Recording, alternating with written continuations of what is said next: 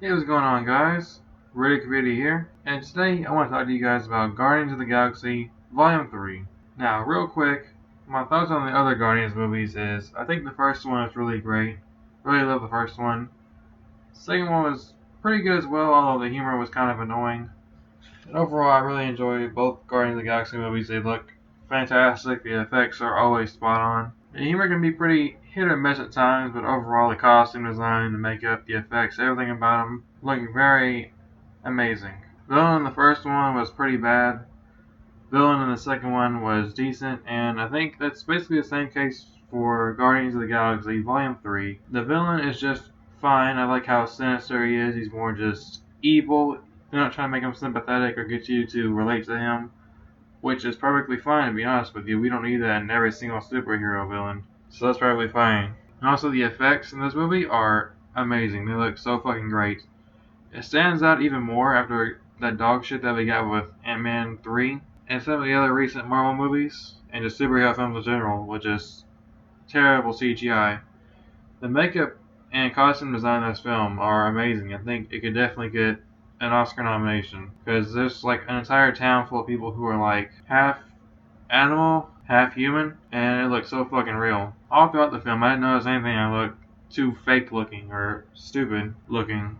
So I think the film does a great job there. And going into the film, I was kind of worried what they were going to do about Gamora, but I actually really enjoyed what they did with Gamora because I thought they were just going to end up, Gamora was going to show up and they're going to be like, oh, you're not my Gamora. And then she's like, yeah, no, I'm not. And then they end up just forcing them together anyway. But actually, they end up working together in the film, and then she's just like, yeah, but I'm not your Gamora, so I'm going to go do my own thing. Which I really enjoyed about this film, what they did with Gamora. I was really nervous they weren't going to be able to find a reason for her to be there with her already dying, and then this is basically a whole brand new Gamora. She hasn't been through any of the events of the past Guardians films, so I was satisfied with that. Nebula was actually one of my favorite characters in the film. She's really stood out as one of the better members of the Guardians of the Galaxy. In the first one, she wasn't all that interesting, and then Endgame, and then this movie, she's a lot better. It feels like the actress is a lot more comfortable in the role, and you can really tell because she is just great. Her comedic timing is amazing. Standout character. Really enjoyed Nebula in this film. And of course, all the usual cast members are great. Chris Pratt as Star-Lord, Zoe Saldana as Gamora, Bradley Cooper as Rocket, Vin Diesel as Groot. I don't need to tell you. Bautista as Drax. All these characters are always so great in these films. I do have some gripes with the film.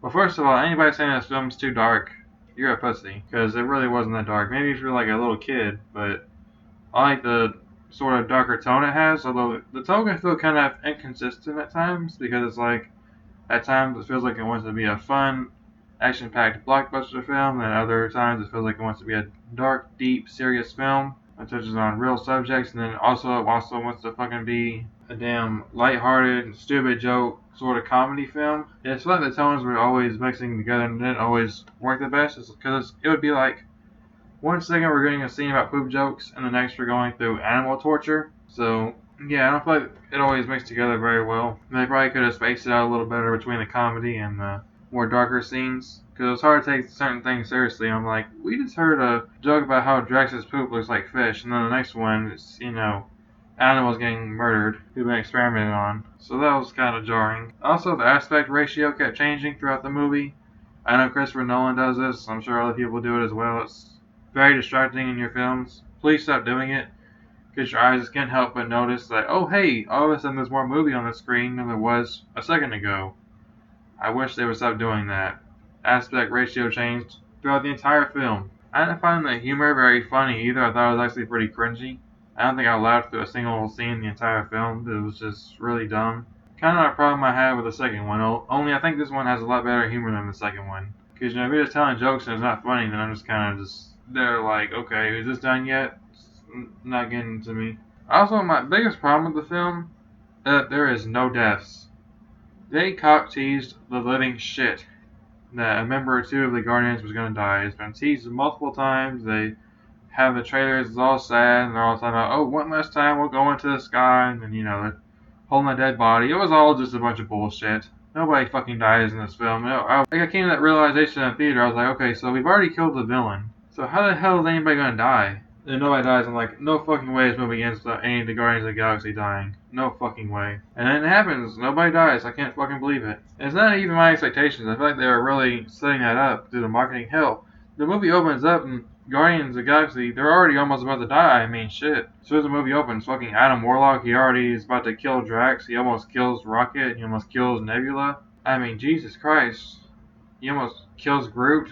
The movie opens up like this, so you're like, oh yeah, we're in for some shit with this film. And then you only do that like a couple more times where you think a member of the Guardians of the Galaxy is gonna die, and then they don't die. Some times I thought Rocket was gonna die, or Star-Lord was gonna die, and it feels like they kind of pussy out. And it helps when you have deaths because it kind of raises the stakes more. It shows they're not fucking around in this movie, and that people can actually die, because they always say in movies that characters can always die, but then they never die. So you have to show us that they can actually die. But it doesn't happen in this film. I mean, Rocket, he was only in the movie for maybe 5 minutes when he's not in the bed, but for the rest of the film, he's just like laying down. The only things you get with Rocket are flashback scenes, which, yes, they were pretty sad and emotional. But I don't know, I just didn't like that Rocket was basically out of the film for the entire movie. First 5 minutes, he's regular Rocket, then the last 10, 15 minutes, he wakes up and he's kind of helping out, but that's about it. Like I said, the comedy doesn't always hit the best. We get some dog named Cosmo. I don't know where the fuck this dog came from. But it's this really cringy and painful attempt at comedy with Cosmo and James Gunn's brother, where she's like, oh, I know I'm a good dog, just call me a good dog. And he's like, no, you're a bad dog. And it goes on through the entire film.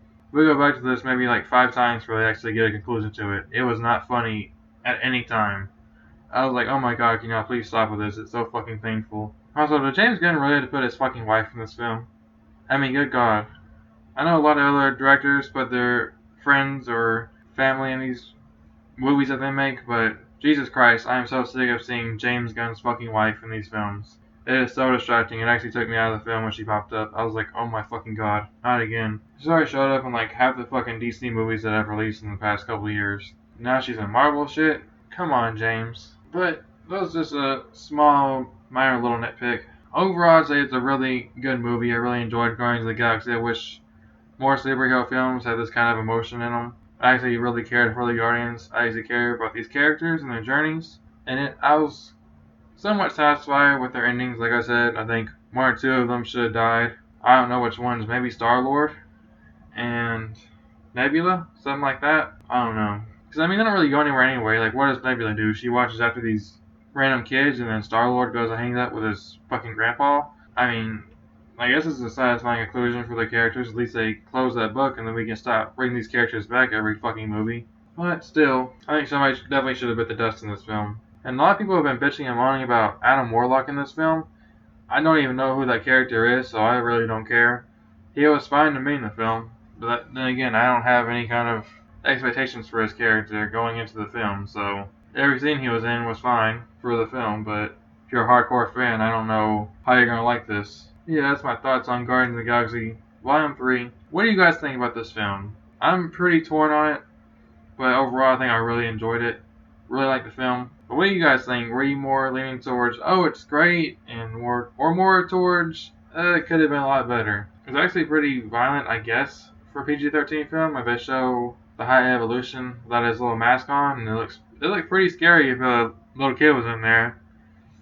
Not to mention they say fuck in this movie, which was fucking great. My theater was cracking up at that. I already knew to expect it because they already spoiled it with the marketing, so they missed their chance to get an actual laugh out of me there, I guess. They literally promoted, oh yeah, F-bombs in this film, and they shared the clip online, so gave it away there. Yeah, overall, what did you guys think about the film?